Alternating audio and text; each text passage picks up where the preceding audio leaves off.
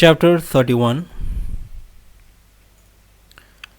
Back at the Shibuya apartment, I went through my mail and messages. Nothing, of course, but pretty work related matters.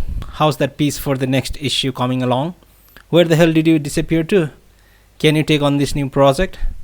I returned nobody's call. Faster, simpler to get on with the work at hand. But first, a phone call to Makimura. Friday picked up and promptly turned me over to the big man. I gave him a brief rundown of the trip, saying that Hawaii seemed to be a good breather for Yuki. Good, he said. Many thanks for everything. I'll give Ame a call tomorrow. Did the money hold out, by the way? With lots to spare. Well, go ahead, use it up. It's yours. I can't do that, I said. Oh yes, I've been meaning to ask you about a little present. Oh that, he said, making light of it. How did you arrange that? Through channels. I trust you didn't stay up all night playing cards, eh? No, I don't mean that. I want to know how you could buy me a woman in Honolulu all the way from Tokyo. I'm just curious how something like that is done. Makimura was quiet, sizing up the extent of my curiosity. Well, he began, it's like international flower delivery. I call the organization in Tokyo and tell them I want a girl sent to you at such and such place at such and such a time.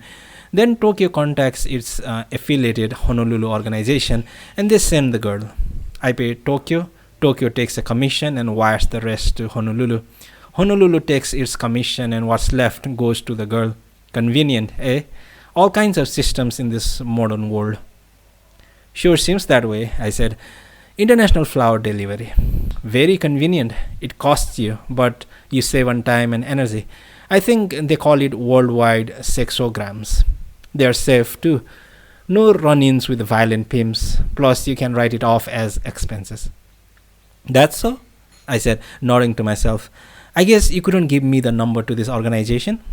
Sorry, no go. It's absolutely confidential. Members only. Very exclusive. You need glamour and money and social standing. You'd never pass. I mean, forget it. Listen, I'm already talking too much. I told you this much out of the kindness of my heart. I thanked him for it. Well, was she good? He asked. Yes, quite good, I admitted. Glad to hear it. I asked them to send you the best. What was her name? June. June, eh? Was she white? No, Southeast Asian. I'll have to check her out next time, he said. There wasn't much more to say, so I thanked him again and hung up. Next, I rang Gotenda and got his answering machine. I left a message saying I was back and would appreciate a call. By then, it was already getting late in the day, so I hopped in the Subaru and drove to Aoyama to do some shopping before the stores closed. More pedigreed vegetables, the latest shipment fresh from Kinokuniya's own vegetable farms. Somewhere in the remote mountains of Nagano, pristine acres surrounded by barbed wire, watchtowers, guards with machine guns, a prison camp like in the Great Escape, rows of lettuce and celery whipped into shape through unimaginably grueling supra-vegetable training. What a way to get your fiber. No message from Gotenda when I got back. The following morning, after a quick breakfast at Dunkin' Donuts, I headed to the library and combed through the last month's newspapers, checking if there had been a breakthrough in the investigation of Mei's death.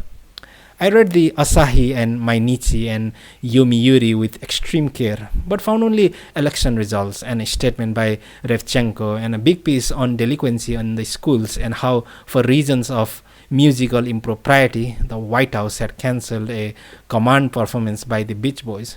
Anyway, not one line about the case. I then read through back issues of various weekly magazines, and there it was, naked beauty found strangled in Akasaka Hotel, a sensationalized one-page article on May. Instead of a photograph, there was a sketch of the corpse by a specialist in criminal art. Next best thing if you didn't have the bloody photo itself. True, the sketch did look like May, but then I knew who it was supposed to be. Could anyone else have recognized her? No, May had been warm and animated, full of hopes, full of illusions. She had been gentle and smooth, fantastic, shoveling her sensual snow. It was the reason we could connect so well, could share those illusions. Cuckoo, she was all innocence. This lousy sketch made it cheap and dirty. I shook my head. I shut my eyes and sighed slowly. Yet that line drawing, better than any morgue photograph, hammered home the fact that May was dead, extremely irrevocably dead. She was gone. Her life had been sucked away into black nothingness. The article fit the drawing. A young woman believed to be in her early 20s was discovered strangled to death with a stalking in luxury Akasa hotel, completely naked, without identification, an assumed name, etc., etc. Nothing new to me except for one detail. Police were running down probable links to a prostitution ring, an organization that dispatched call girls to first class hotels. I returned the magazines to the racks and sat thinking. How had the police been able to narrow their leads to the prostitution ring? Had some hard evidence turned up? Not that I was about to call those two cops to find out. I left the library and ate a quick lunch nearby, then went for a walk, waiting for a brilliant notion to pop into my head. Not such luck. I walked to Meiji Shrine, stretched out on the grass, and looked up at the sky. I thought about the Call Girl organization, worldwide sexograms. Place your order in Tokyo and your girl is waiting in Honolulu. Systematic, efficient, sophisticated. No muss, no fuss. Very business-like. Just going to prove once you've got an illusion going, it can function on the market like any other product. Advanced capitalism churning out goods for every conceivable niche. Illusion, that was the key word here. Whether prostitution or discrimination or personal attacks or displaced sex drive, give it a pretty name, a pretty package, and you could sell it. Before too long, they'll have a call girl catalog order service at Seibu department store. You can rely on us. I looked up at the sky and thought about sex. I wanted to sleep with Yumi Yoshi. It wasn't out of question. Just get one foot in her door, so to speak, and tell her, you have to sleep with me. You should sleep with me. Then I undress her, gently like untying the ribbon on a present. First her coat, then her glasses, then her sweater. Her clothes off, she turned into May. Cuckoo, she says, like my body? But before I can answer, the night is gone. Kiki is beside me, Gotanda's graceful fingers playing over her back. The door opens, enter Yuki. She sees me making love with Kiki. It's me this time, not Gotanda. Only the fingers are his.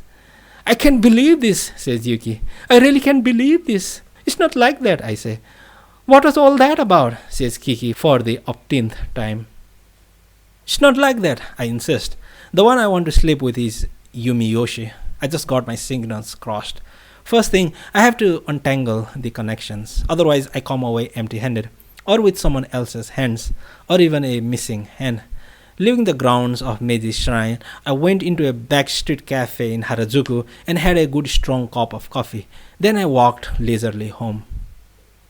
In the evening, Gotanda rang. Sorry, I don't have much time now, he spoke on the fly. Can I see you tonight around 8 or 9? Don't see why not. Good, let's have dinner. I'll come pick you up. While I waited, I put away my suitcase, then went over the receipts from the trip, methodically separating Makimura's charges from my own. Half the meals and car rental go to him, along with Yuki's personal purchases, surfboard, blaster, swimsuit.